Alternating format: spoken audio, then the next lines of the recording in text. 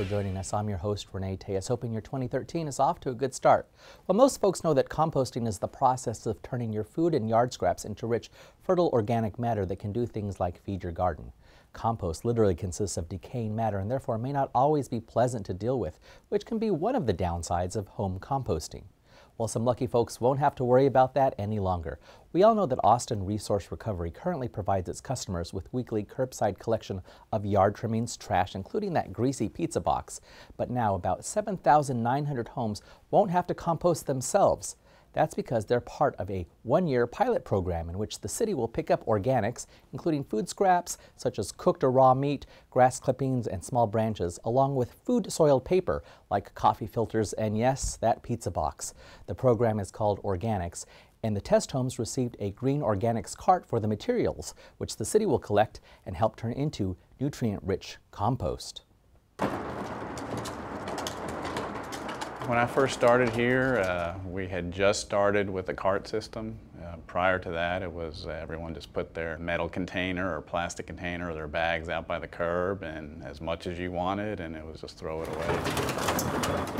I've seen a lot of changes in the past 20 years. It's good to see this material not being landfilled as much and being reused and recycled like it is. Some of the benefits we'll see is we're going to see a reduction of material going to the landfill. And by doing that, we're going to help to get to our zero waste goal and also kind of contribute to the city's efforts for sustainability. We'll see some benefits by reducing our disposal costs at the landfill. There'll be a reduction in greenhouse gas emissions that are emitted from the landfill because all those organics won't be going in there.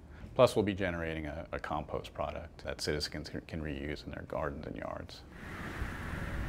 We notified the folks in the pilot areas. We have 5 different areas of the city.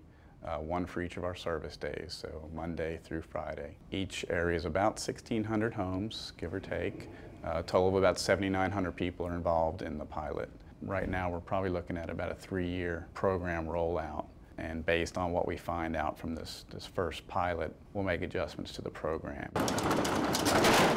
I was out there during the delivery of the carts, and we had a lot of citizens that came up to us to tell us how excited they were to start a new program like this. Some of them backyard composted and didn't want a cart, which was fine, but we also explained to some of those that, you know, we also collect meat and dairy products, stuff that they wouldn't want to put in their backyard compost pile, but where we're taking it, they're larger piles and it can handle those type of materials. So once we explained that to them, a lot of them then decided that they did want to go ahead and get a cart. I think one of the ways that this program is going to benefit the city is that it's going to allow us to make our operations more efficient. By using the cart, we're allowing ourselves to use automated or semi-automated collection vehicles. If we're able to reduce the number of trucks that are on the road, we're going to help with the city's goals to reduce greenhouse gas emissions. For the customer, it allows them to not only give them another option to handle their waste, but by moving some of that material out of their trash cart, hopefully they can then downsize their trash cart and actually pay less on their monthly bill. This is one of the next big steps for our department to make. A lot of other cities have done it throughout the nation. We've always had a curbside yard waste collection program. This will allow us to put a third cart on the curb for the consumer, hopefully get to that zero waste goal by 2040. We're getting there. We're not the biggest and we're not the first, but hopefully ours will be one of the more successful programs in the country. Right now, nearly half the stuff that ends up in our landfill could be composted, and this pilot program is part of the city's commitment to a zero waste goal to divert 90% of materials from landfills by 2040. Depending on how the pilot areas perform, additional households could be added with the goal of providing curbside organic collection to every customer by 2016. To learn more, visit austintexas.gov/AustinComposts. And we're asking some local businesses to be vocal about their connection through a website with a focal point on their hometown ties. If you're a business owner, be sure to invest a minute and maybe even gain a customer by listing your business on the locallyaustin.org mapping website. Small business is big business in Austin, to the tune of over 38,000 small businesses in the metro area. The City of Austin's Small Business Development Program wants residents and visitors to easily find the Austin flavor. I'm talking about local food and drink, services, shopping, and entertainment through locallyaustin.org. If you're a consumer, bookmark locallyaustin.org as one of your favorites and make it your website of choice to find some of the best Austin businesses in town, knowing that every dollar you spend with a local small business has a greater economic impact right here in our own community.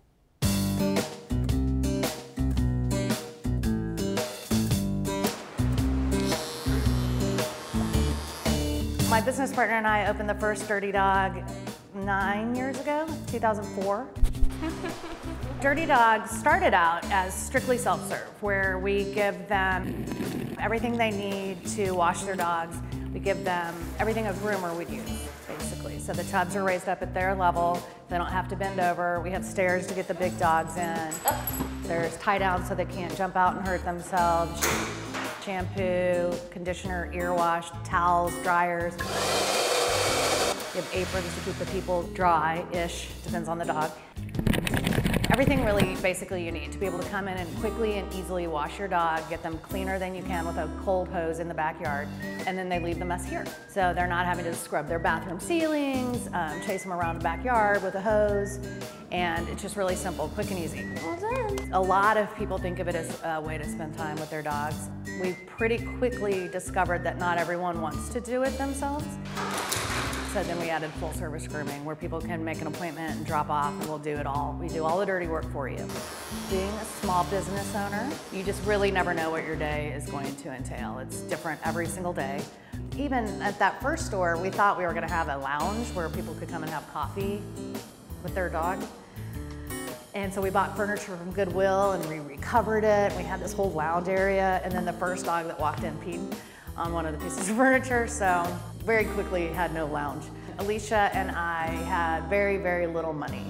We basically took out personal loans, and so we had to do everything ourselves. The Small Business Development Program has the Meet the Lender Fair once a year, and that's actually where we found our funding for our fourth shop.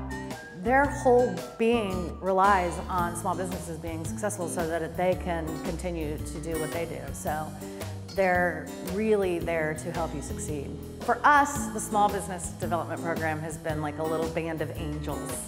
We all know, especially in Austin, dogs are part of the family now, especially if they're people that work all week. Then on Saturday, they have dog day, and they go to the dog park, and then they go have lunch with them, and then they come in here and give them a bath, and they're ready for the week. The City of Austin Small Business Development Program have created this website, another awesome tool for locally owned businesses. It's called locallyaustin.org. It is a completely free site for both businesses and users. You have to be locally owned to be on this site. Well, it's got the little social buttons on there, so you can go straight to Facebook, Twitter, your website, your email. It's all from their page. If you're thinking about starting a business, I would say definitely look into it here in Austin. The support that you could get at the Small Business Development Program is amazing. They help you from every step of the way. Start there. If you're thinking about starting a business, go talk to them. They will get you on the right path. It's just been a great 9 years, so we really want to thank you, and thanks for welcoming us in the city. So make an economic decision to shop local and find those opportunities on locallyaustin.org. It was Abraham Lincoln who was credited with the quote, "Always bear in mind that your own resolution to succeed is more important than any other." Well, for those determined to succeed in 2013 by getting on track with a healthy lifestyle, Mayor Lee Leffingwell and the Mayor's Fitness Council hosted the annual Mayor's Resolution Run. The run was self-paced around the Lady Bird Lake Trail on routes ranging in distance from 1.5 miles to 10 miles and has become a healthy Austin tradition. This is part of an effort by the Mayor's office, started by Mayor Will Wynn, and by the Mayor's Fitness Council, which was started about that time to promote fitness and healthy lifestyles in Austin. Of course, part of it is this part, the part we're doing today. Get some exercise, get out and walk, whatever you feel like doing. Walk, jog, sprint if you're in the mood for that, but just get out and move around a bit. And also the other part of that is good nutrition. And the Mayor's Fitness Council is doing, I think, a really good job on several fronts of promoting that effort too. The Mayor's Resolution Run was free, open to the public, and helps Austinites start off their new year in a healthy way. And speaking of starting off the new year, thousands of Austinites came to downtown for the 3rd annual Austin New Year Festival, otherwise known as Any. 3 stages of bands and entertainment, glow lights for the kids, corn dogs, caramel popcorn, a web of New Year's wishes, and more. We were there as the Austin-style event generated many smiles during the last few hours of 2012.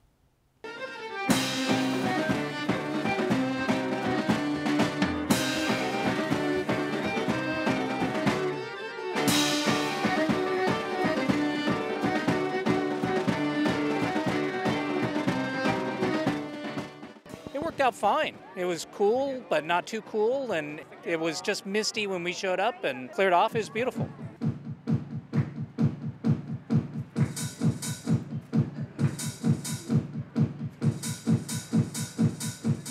Well, first of all, it's a visual art piece. See the color? Secondly, it's an interactive light and sound experience called Express Yourself. So as the people move their hands or their bodies through those beams of light, they're triggering those beautiful harmonious synth sounds. Then there's some beams going horizontally across the back, and those are drum sounds.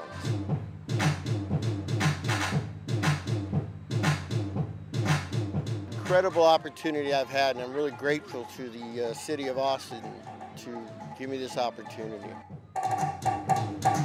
1, 2, 3! Beautiful.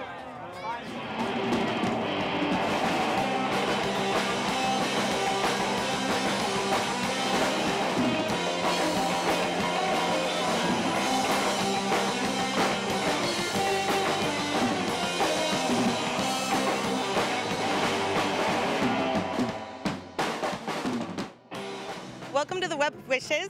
You come and write down a wish on a piece of paper, grab some yarn, and weave your wish in through the trees. When you write a wish, you get to put it in there, and then you get to look at everybody else's wishes too. And all of our dreams in our community are interconnected. I think it unifies us. I think it's really great for us to think about what we want for ourselves and for each other. So what's great is that as we all think about our wishes for the new year, we can think about how as a community we can grow together.